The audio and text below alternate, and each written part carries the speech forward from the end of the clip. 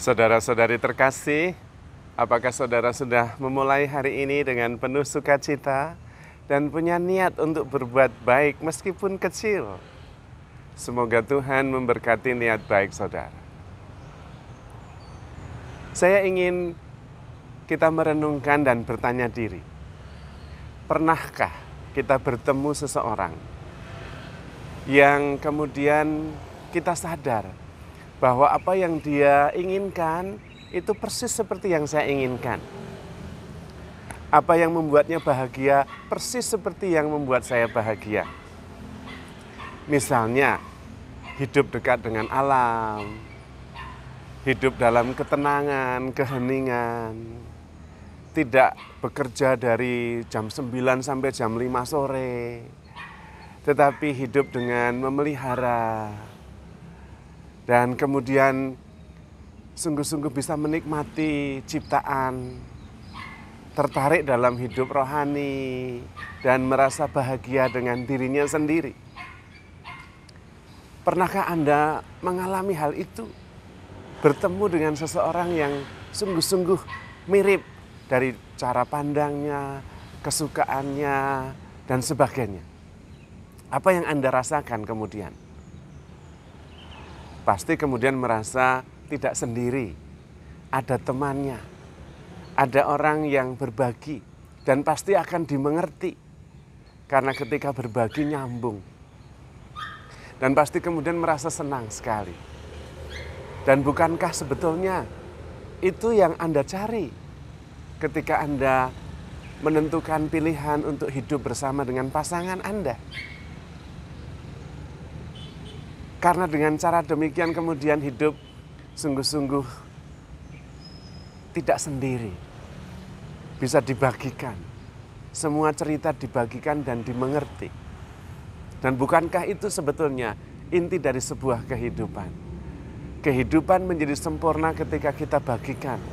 Dan ketika yang kita bagikan diterima dan dimengerti. Namun kenapa hal itu tidak terjadi ketika pasangan menentukan untuk kemudian memutuskan membangun rumah tangga, berbagi hidup? Di tengah perjalanan mereka kemudian menyadari bahwa somehow entah bagaimana saya tidak sungguh-sungguh dimengerti. Saya juga tidak sungguh-sungguh mengerti pasangan saya. Secara umum seringkali terjadi hal itu. Padahal yang dicari adalah sebuah pengertian, dimengerti, dihargai, diterima, sehingga tidak merasa kesepian. Karena ada teman yang memahami, teman yang sungguh-sungguh merasa satu. Karena ketika yang saya bagikan dimengerti, diterima, dan dihargai.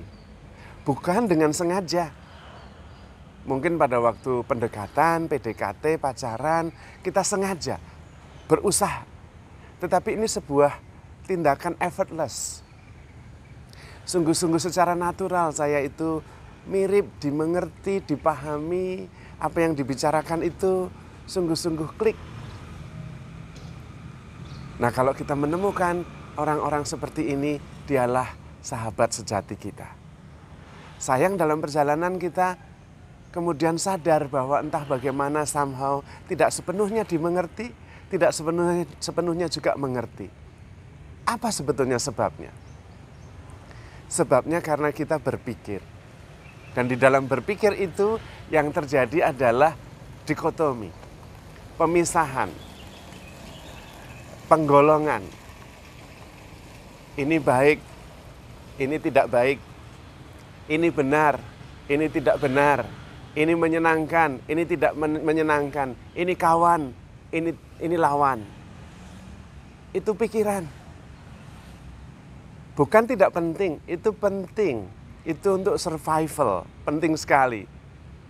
Seperti harimau, dia selalu menggunakan instingnya untuk mengetahui dia harus fight or flight. Melawan atau lari. Dan di situ dibutuhkan untuk survival.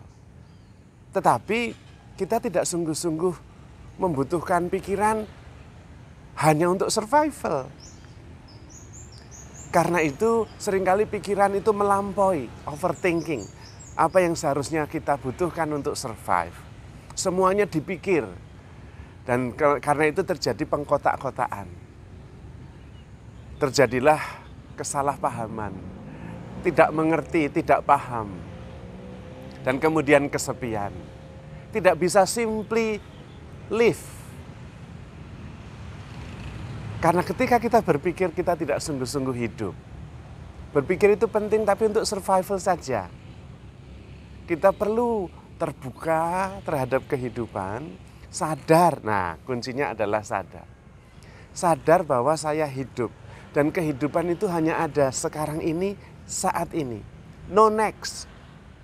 Tidak ada berikutnya, tidak ada masa lampau. Sekarang adalah keabadian, keabadian adalah sekarang. Kita tidak pernah bisa pergi kemana-mana. Pergi kemana-mana ya tetap di sini terus. Saat ini terus. Seperti Yahweh yang mengatakan kepada Musa lewat semak berapi yang tidak terbakar itu. Berhentilah di tempat engkau berdiri. Karena di mana engkau berdiri, disitulah tempat yang kudus. Dan itulah keabadian. Itulah kekekalan. Dan itulah satu-satunya kehidupan. Tidak ada kehidupan di luar di mana Anda berdiri. Disitulah juga perjumpaan Anda dengan Tuhan. Berhentilah, maka Anda sampai.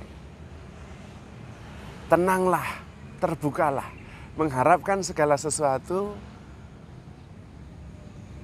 mencintai segala sesuatu, terbuka terhadap segala sesuatu. Itulah kehidupan, itulah kasih. 1 Korintus 13.